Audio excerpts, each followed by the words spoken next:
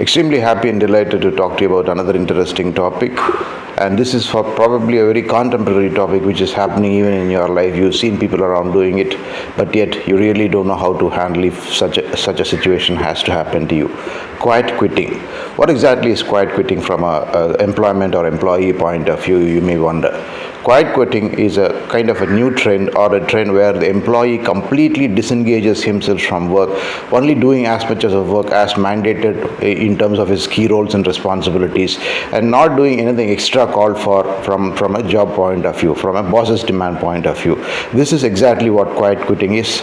Quiet quitting is not very easy in the Indian context, that I should say at the first place, and it is also very, very important to realize that quiet quitting has a lot of consequences. Consequences in terms of your own physical health and mental health, and in terms of longevity in that particular organization if you choose to do it. Now, why will people resort to quiet quitting, that is disengaging yourselves from that particular job?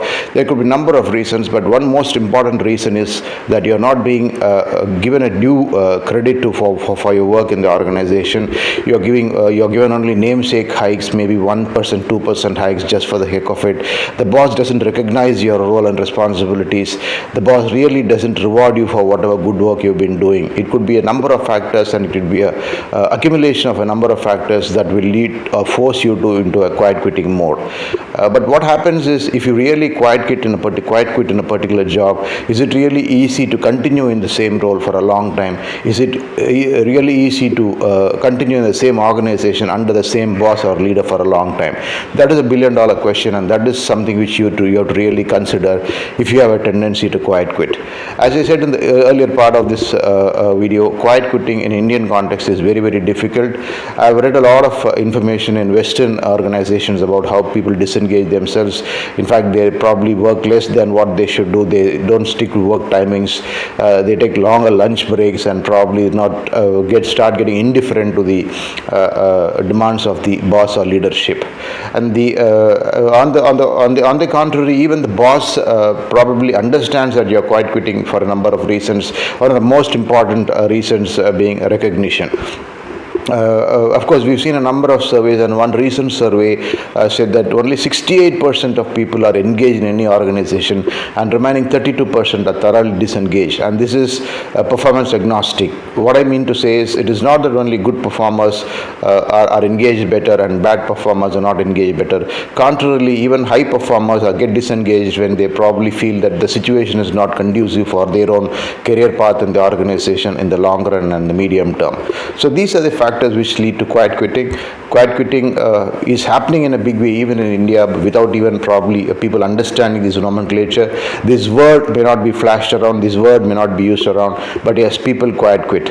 In my own experience, I worked with smaller PR agencies in the earlier part of my career, and when I felt that I really don't have a scope to grow in terms of my skills and competencies, I certainly start disengaging. But the most important thing to notice, when I start disengaging, it is also that I've already taken a decision on the next step in terms of a career path. I probably have spoken to some consultants, have sent out notes to people to asking for better roles, and I've already started the process of getting interviewed for a better role in the organization. So that is very, very important, particularly if you are an Indian organization, be it a technology company or a non-technology company or a manufacturing company.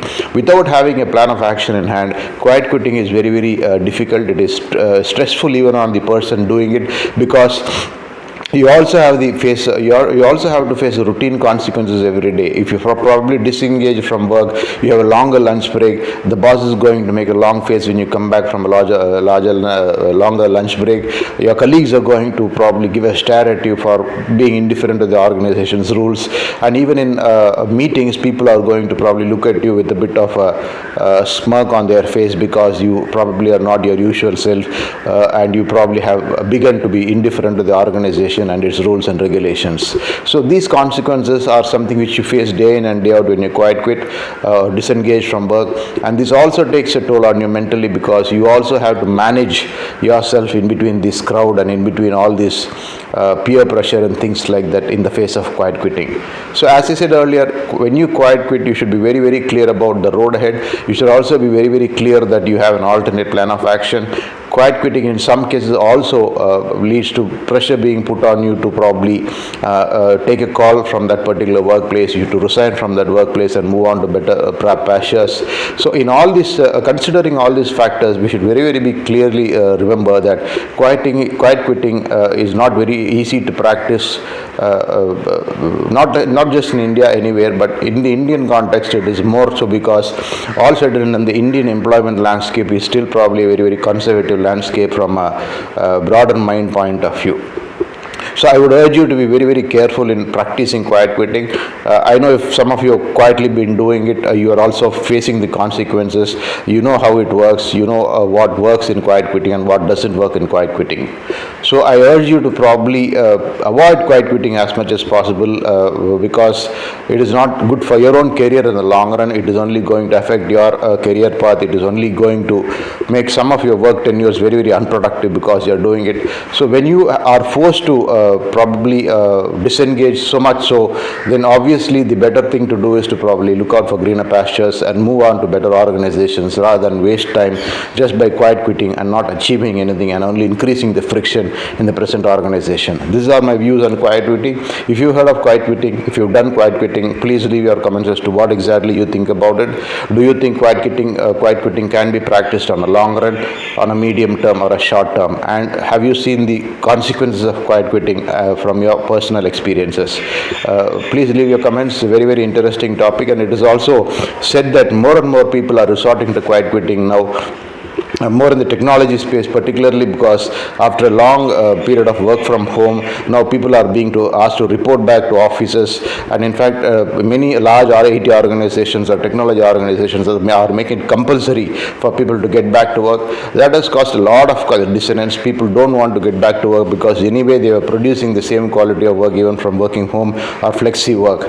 So this has led to a lot of people, a lot of quiet murmurs, and people really resorting to quiet quitting in a big way. Hence, I thought it is appropriate to talk about quiet quitting and its consequences, particularly in the Indian context. As I said earlier, it is very predominant in Europe and the USA, but in India, yes, quiet quitting as a nomenclature has not been used extensively, but people do resort to quiet quitting, but there are very costly consequences for quiet quitting. Come back to me with your views on this. Leave your comments, and I'm sure you like the content of this video. Consider liking and subscribing to this channel. Have a wonderful time and career ahead. Thank you. I'll see you soon. Thank you.